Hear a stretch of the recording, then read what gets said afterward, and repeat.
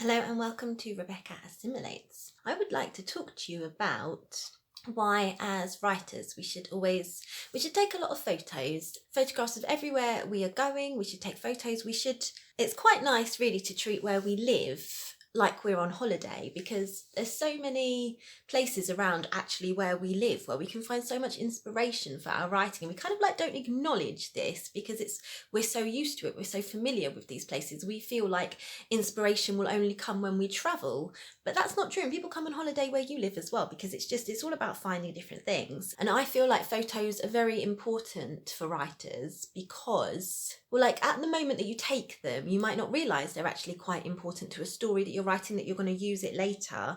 But then as you look back, you're like, oh, that gives me an idea.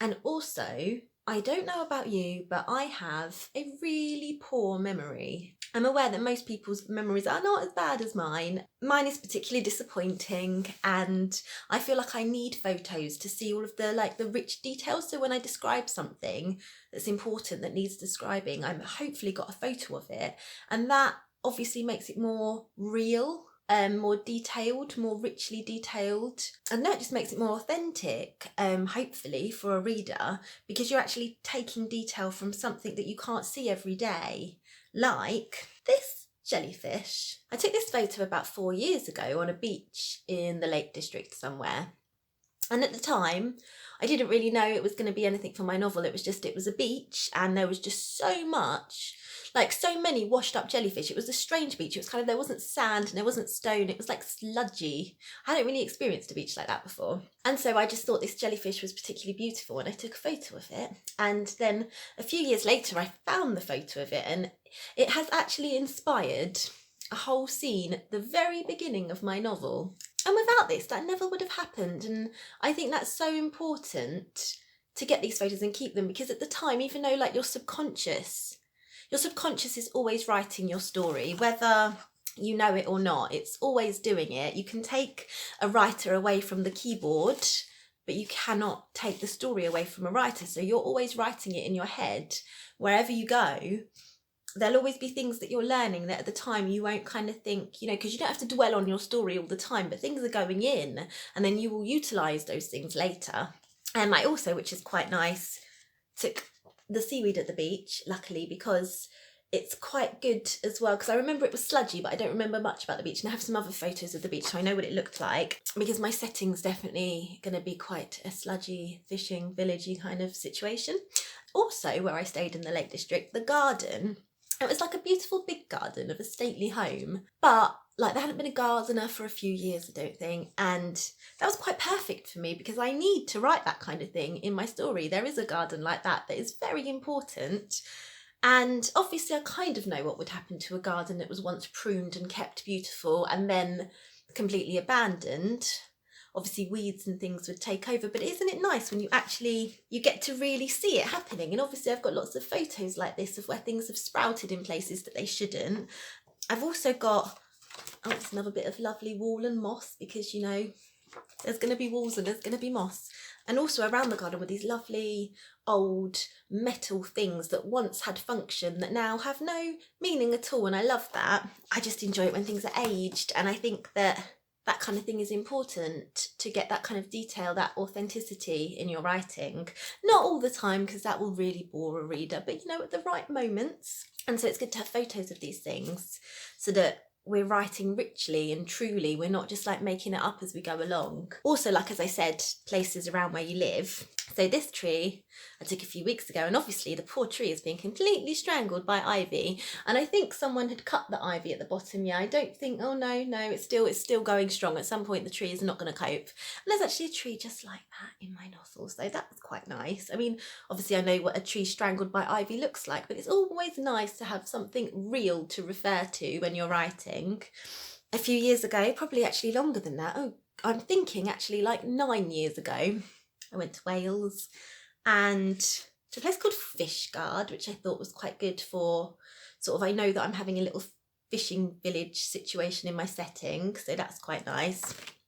But also there was other little places, like somewhere called Diner's Head, which is a walkie round route, and what I loved about it was it wasn't like England. There wasn't health and safety if you went too close and you fell off, that was your problem. They weren't going to put like fences there, rails there to stop you from falling off and ruin the scenery. So you just had to use your common sense, which is wonderful.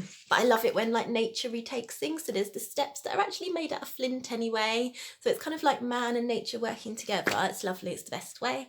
And this, which I thought was great, which I took when I went out in a little boat in Wales, a bit of the cliff and the rock formations. And obviously this is so old and it's turned on its side a little bit and it's lovely, and it's that kind of thing that if you have to talk about that kind of thing in your story, isn't it great to have a photo to refer to? I mean, I know some of you might have wonderful memories, aren't you lucky? But I feel like even people with the best memories can't remember everything like that and the little details, so photos are so important. I've also got a little town called Tollesbury that I have family that live in, and so I go there quite a lot.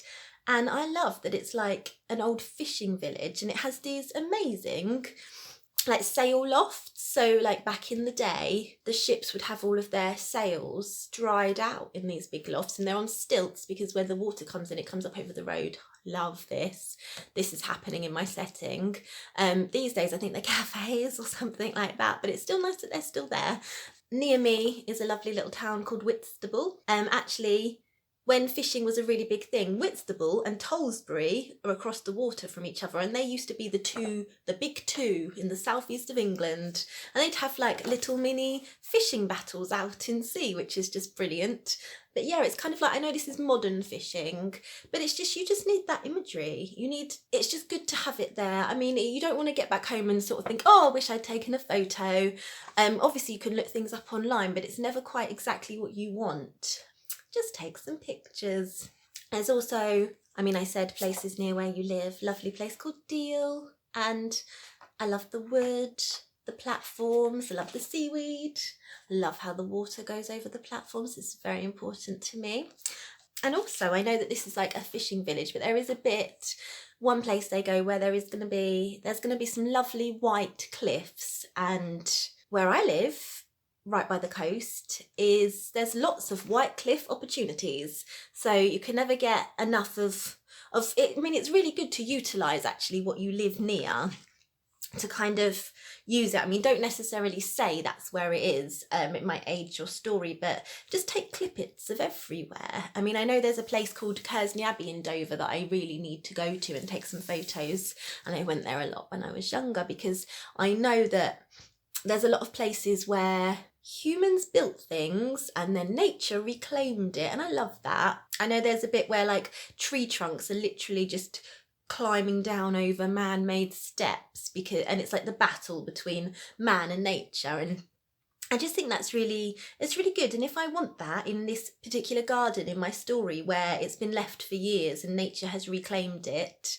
I'm going to need some visual stimuli, I guess, to help me, visual research to help me. And as I say, I know you can research online. It's not the same. You're not getting like the rich depth that you can get in your own photos. And hopefully the photos will stimulate your other senses. Like you might look at a photo and think, yeah, and I remember the noise that the sea made, and I remember the smell that was there, and oh, it like one photo can really help like trigger memories of other things that happened, and the flowers that grew there, and the rocks, and the kind of people that were there, and just basically everything.